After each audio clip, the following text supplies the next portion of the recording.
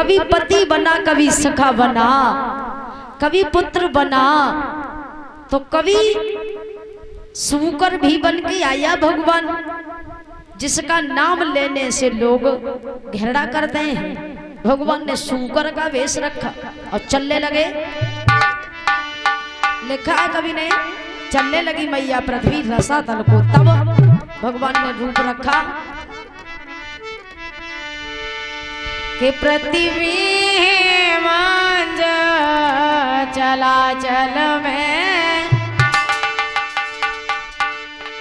अरे पृथ्वी मांझ चलाचल में, और तब प्रभु ने कर्म अवतार लिया।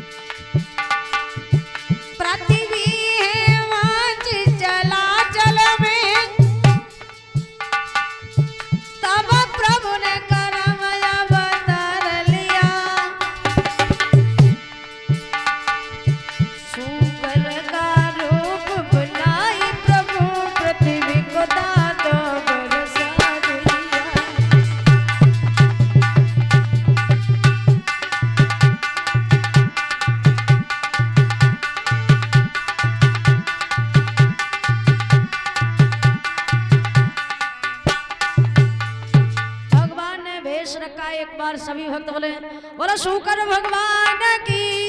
भगवान ने शूकर का वेश रखा और आकर के हिरण्याक्ष का वध कर दिया। मैया पृथ्वी को बचा करके एक तरफ रख दिया, माता पृथ्वी को बचा करके एक तरफ रख दिया। ये खबर जब हिरण्याकश्यप ने सुनी कि मेरे भाई का वध हो गया, हिरण्याकश्यप हाथ में गदा लेकर के भगवान से युद्ध करने के लिए चलने लगा। रास्ते में जा रहा था बड़े क्रोध में, तो उसी समय देव ऋषि नारद जी मिल गए। नारद जी कहने लगे इतने क्रोध में कहाँ जा रहे हो? का किसी ने हमारे भाई का वध कर दिया है, उससे बदला लेने जा रहे हैं। नारद जी कहने लगे तुम जिससे बदला लेने जा रहे हो वो कोई साधारण नहीं, भगवान है। कहने लगे तो क्या हुआ, भगवान है, हम उससे युद्ध करेंगे। नारद जी कहने लगे भगवान से युद्ध में तुम कभी नहीं जीत पाओगे। हिरण्याकश्यप कहने लगे उनसे जीतने के लिए कोई ना कोई तो दुनिया में उपाय होगा, सो आप हमें बतलाइए। नारद जी हंस करके कहने लगे हिरण्याकश्यप तुम ब्रह्मा जी की तपस्या करो, और जब ब्रह्मा जी प्रसन्न हो जाएं तो तुम उनसे अमर होने का वरदान मांग लेना, और तुम अमर हो गए तो भले ही भगवान से जीत सको, वैसे भगवान से नहीं जीत पाओगे। का ठीक है मैं ब्रह्मा जी की तपस्या करूंगा। लौट करके आ गया, अपनी पत्नी कयादू से विदा ली। याद रखना हिरण्याकश्यप की पत्नी का नाम कयादू था, जो नांगकुल की कन्या थी। कयादू बड़ा सुंदर विचारों वाली नारी थी, भगवान की भक्ति किया करती थी। कयादू से विदा लेकर के हिरण्याकश्यप एक घने जंगल में ब्रह्मा जी की तपस्या करने लगा। तो कवि ने यहाँ तक वर्णन किया है कि इतनी घोर तपस्या की, जटाओं में चिड़ियों ने घोंसले रख लिए, शरीर के ऊपर से घास उगने लगी। जब इतनी घोर तपस्या की तो एक बार ब्रह्मा जी ने प्रसन्न होकर के दर्शन दिया और कहा मांग मांग वर दे हैं, हम तेरी भक्ति से बड़े प्रसन्न हैं, वरदान मांग लो। हिरण्याकश्यप हाथ जोड़ करके कहने लगे ब्रह्मा जी यदि वरदान देना चाहते हो तो हमें ये वरदान दो कि हम अमर हो जाएं। ब्रह्मा जी कहने लगे ये नहीं हो सकता है, क्योंकि दुनिया का ये नियम है जो जन्म लेकर के आया संसार में, उसे आज नहीं, कल नहीं, परसों नहीं, वर्षों में मरना है। संसार में कोई अमर नहीं है, और जब दुनिया में कोई अमर नहीं है तो भला हम तुम्हें अमर कैसे कर दे? तुमको भी मरना है, इसलिए ये वरदान हम तुम्हें नहीं दे सकते हैं, कोई दूसरा मांग लो। कहने लगे दूसरा वरदान हम चाहते नहीं है।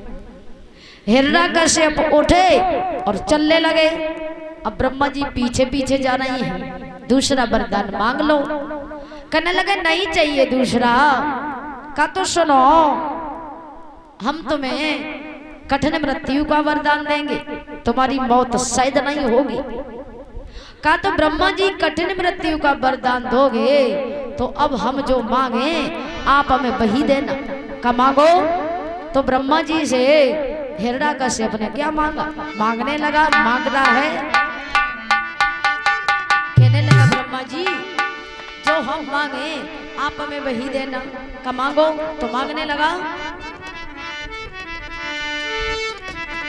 कि वरदान अगर हमें अब देते हो तो मांगे से वर दे देना।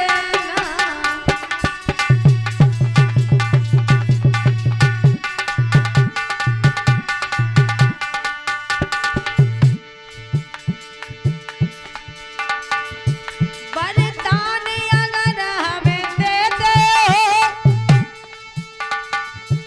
तो मांगे से वर दे देना। ऊपर न मरे नीचे न मरे, दिन में न मरे निश में न मरे।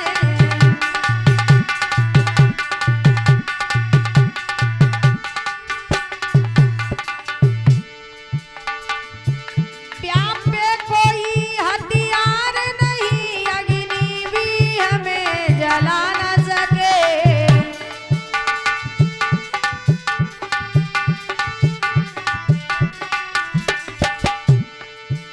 प्यार पे कोई हथियार नहीं, अग्नि भी हमें जला न सके। यदि मांगे से वर देते हो तो मौत हमारी सहज न हो।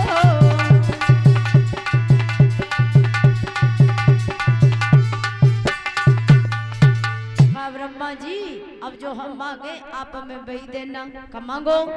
कहने लगे ऊपर न मरे नीचे न मरे, दिन में न मरे निश में न मरे, बाहर भीतर अस्त्र शस्त्र, जल थल पशु पक्षी नर नारी, दिन रात्रि हमारी मौत शायद नहीं होनी चाहिए। ब्रह्मा जी ने कहा तथास्तु, ऐसा ही होगा।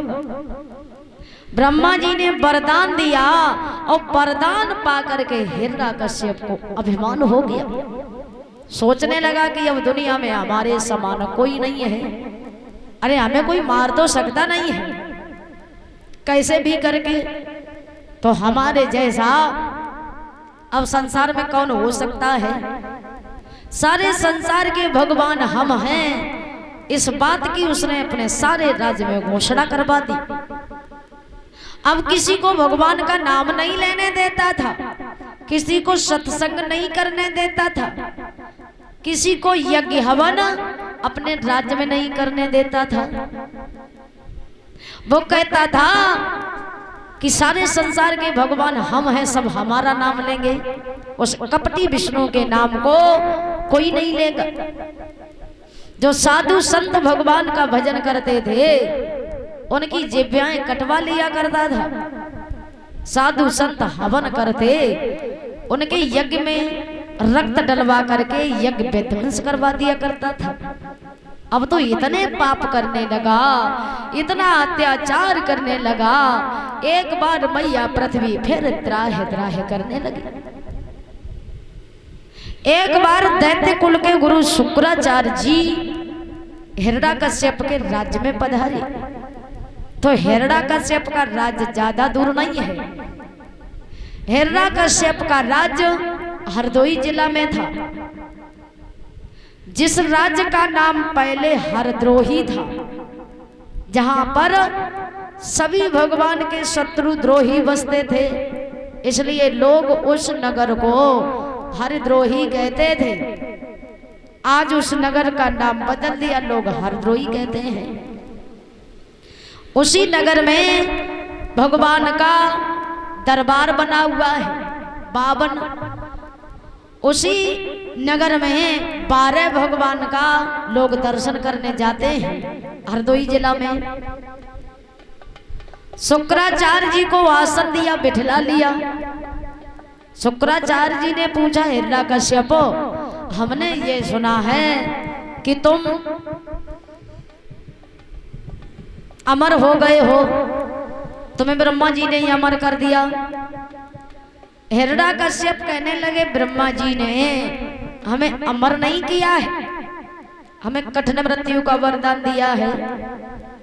शुक्राचार्य जी हंसने लगे, कहने लगे, तुम्हें ब्रह्मा जी अमर कर भी तो नहीं सकते हैं।